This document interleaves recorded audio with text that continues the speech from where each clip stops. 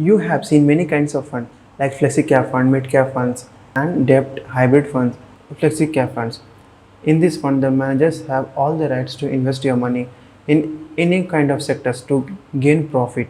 Like he can invest in large cap also. He can invest your money in large, medium, small, anywhere he likes.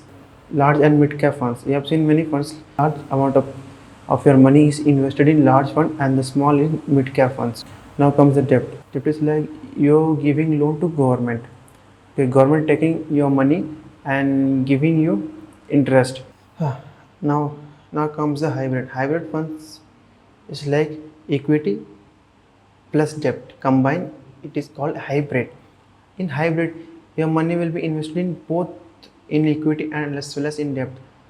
Okay, in that you will get security plus interest combined. In you will get uh, you will not get interest as in equity, but and you will not get security as debt.